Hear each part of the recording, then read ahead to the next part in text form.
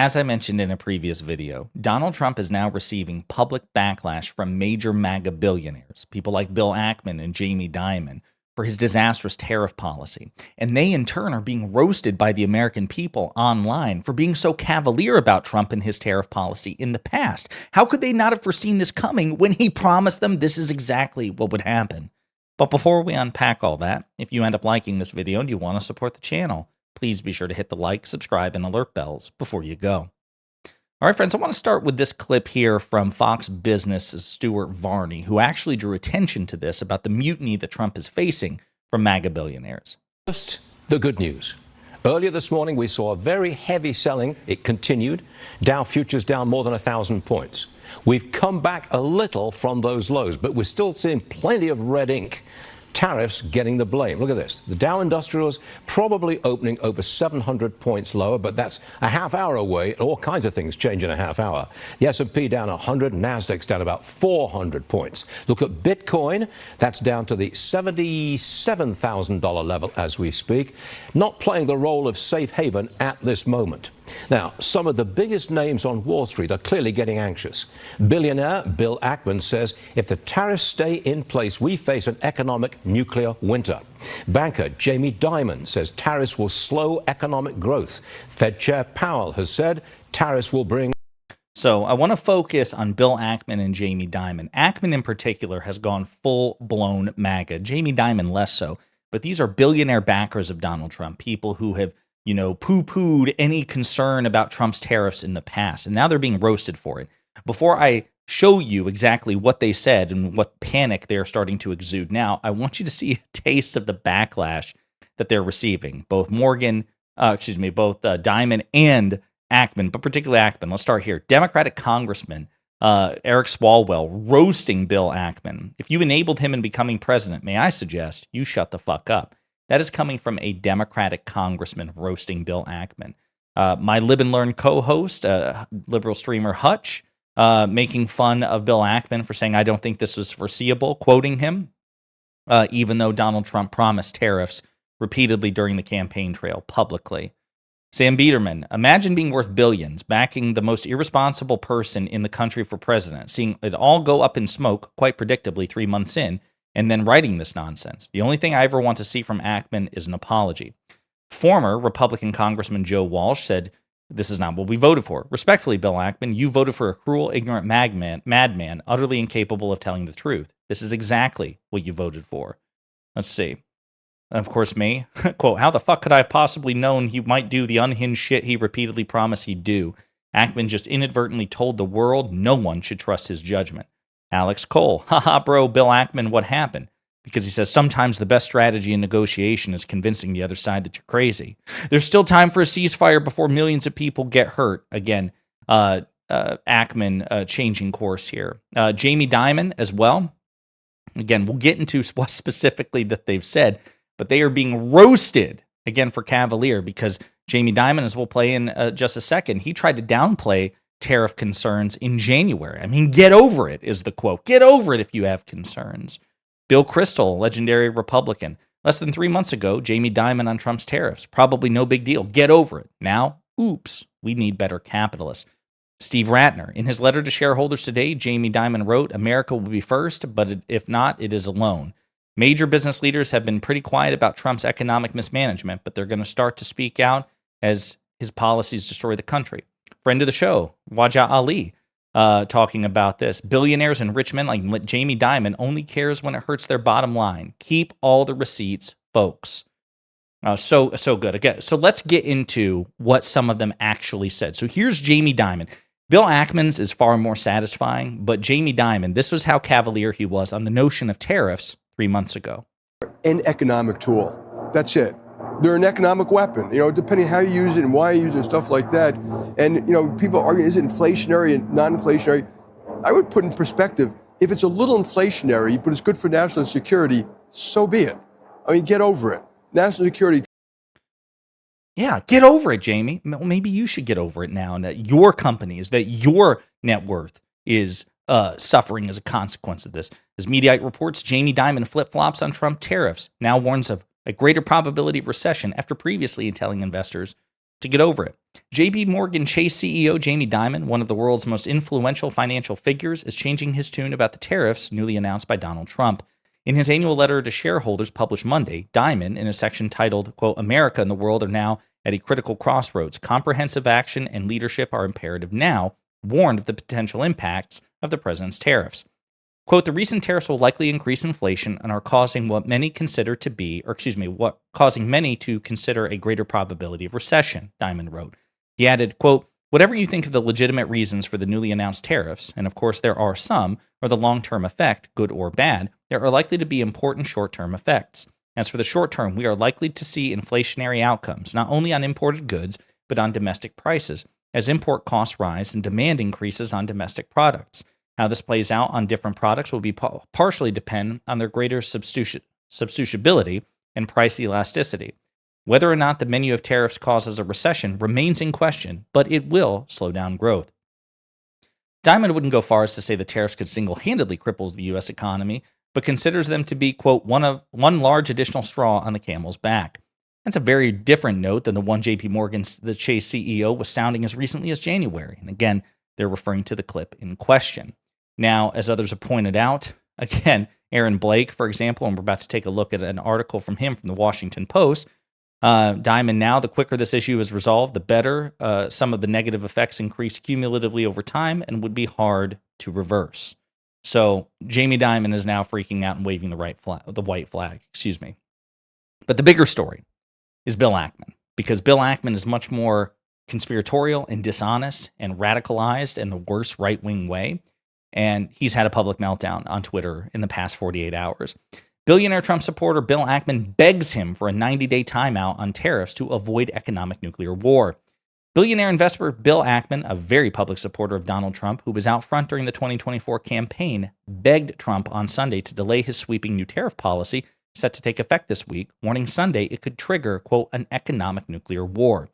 In a lengthy post on his X page, the hedge fund manager called for a 90-day pause to give time for negotiations and avoid a global loss of confidence in the U.S. Let's actually just take a look at that. I mean, he did right. Let's see here. Quote, "Business is a confidence game," Ackman wrote. "The president is losing the confidence of business leaders around the globe."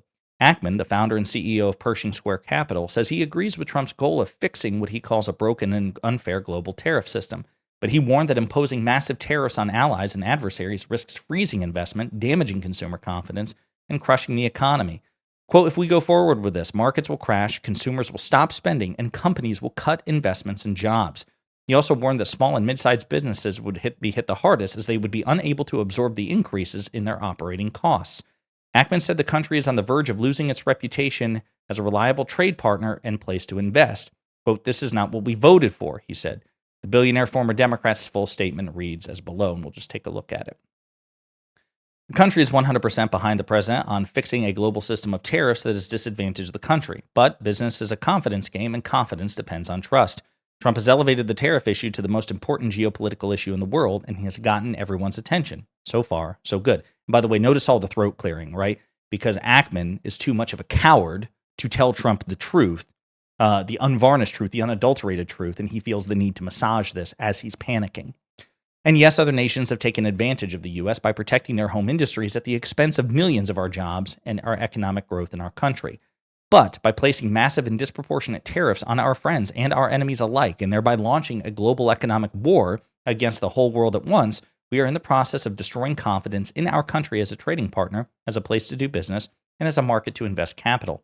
Trump has an opportunity to call a 90-day timeout, negotiate and resolve the unfair and asymmetric tariff deals, and induce trillions of dollars of new investment into our country.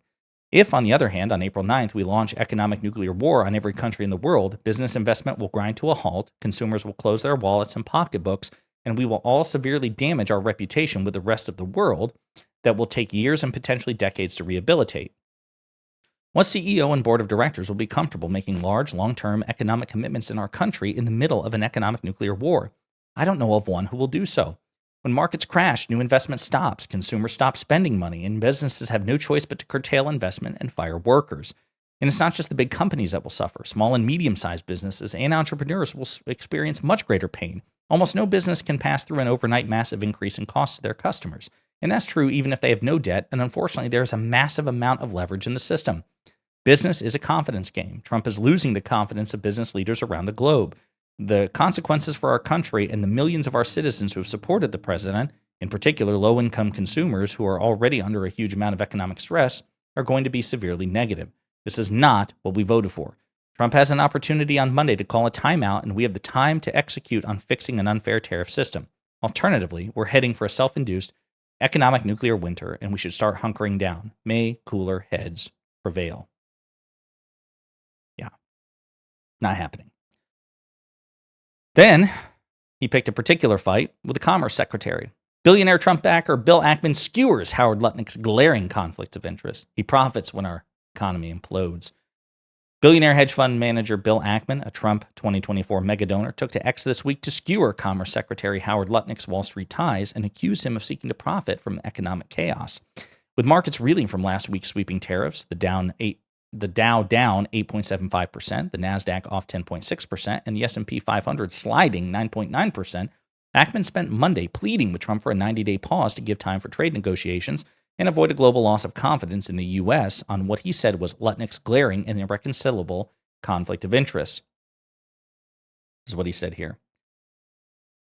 I just figured out why Howard Lutnick is indifferent to the stock market and the economy crashing. He and Cantor are long bonds. He profits when our economy implodes. It's a bad idea to pick a Secretary of Commerce whose firm is levered, long fixed income. It's a reconcilable conflict of interest. The firm in question is Cantor Fitzgerald, the financial powerhouse Lutnick held for 35 years before joining Trump's cabinet. The point being that Cantor is heavily invested in long-term bonds, instruments that spike in value when markets crash and investors flee equities. Ackman then, arguing as Americans brace for recession, Trump's top commerce official is poised to gain. The billionaire touted himself as long America, while Lutnick is short. Moody's chief economist Mark Zandi has now placed the odds of a U.S. recession at 45%, warning, quote, there does not appear to be a way to avoid it. J.P. Morgan became the first Wall Street bank to predict a 2025 recession resulting from the new policy, likely in the second half of the year. Meanwhile, countries worldwide are retaliating against Trump's tariffs, raising the specter of a full-blown trade war. And again, if you go and look, Ackman is just getting savage, and again, appropriately so. This guy is a prick. He's a conspiracy theorist. He's a liar, worse than Dimon in this respect. And he's being savage for his hypocrisy. Because again, he went out. I mean, like there are clips of him just saying, it's no big deal. Donald Trump is going to usher in just a period of extraordinary economic growth. The economy is going to be so much better. Max Kennerly points out, again, those that did not vote for Trump want to see him fail and are rooting for a market crash, recession, or worse so they can feel righteous in how they cast their vote. My dude, you were the one who donated to and voted for the market crash and recession. Don't blame us. So funny. So funny. The cope coming from him. But again, this was entirely predictable. Entirely predictable. Or at the very least, Donald Trump said he was going to do this. And so, again, what you're indicating is you just didn't believe him? Or you were hoping that he would either forget what he said he'd do, or what did you think was going to happen? Again, this is just one of many clips of Bill Ackman poo-pooing any concerns, being so cavalier about any concerns people had for Donald Trump before his inauguration. We're stepping into, I would say, the most pro-growth, pro-business, pro-American administration I've perhaps seen in my adult lifetime, certainly. We just had a nice little ceremony and, CEOs of broad array of, big American companies, and I would say everyone is incredibly enthusiastic, really about a new administration that's about efficiency, removing the impediments. That guy is the one having a public meltdown because he's seeing the direct consequences of his donations, of his vote, of his advocacy, of his campaigning. Because Donald Trump is doing precisely what he said he was going to do, use tariffs as a cudgel to use against the world. It's not having the outcome that Trump said would happen. Of course, that's because everybody, including Ackman, by the way, Ackman's so much smarter than Trump. Ackman knows what the inevitable consequence of these sorts of tariffs would be. But for some reason, I guess he thought Trump was lying, or he didn't think that Trump would do it. That Trump was lying, or he was lying to himself. I don't know. But the same guy who's kissing Trump's ass on Fox News right here is now the same guy publicly panicking about the Trump administration's tariff policy, begging Trump to stop. And again, he's being rightly roasted for it. Don't let these people forget, and don't let their supporters forget. Bill Ackman, and to a lesser extent, Jamie Dimon and others, should be publicly mocked about this for the rest of their lives. They've deserved it. And as a consequence of what they've done, massaging Trump's reputation, or again, in Ackman's case, the full-blown advocacy and support, Trump is now in a position not only to harm their business interests, but the rest of us as well. In the meantime, let me know what you think in the comments.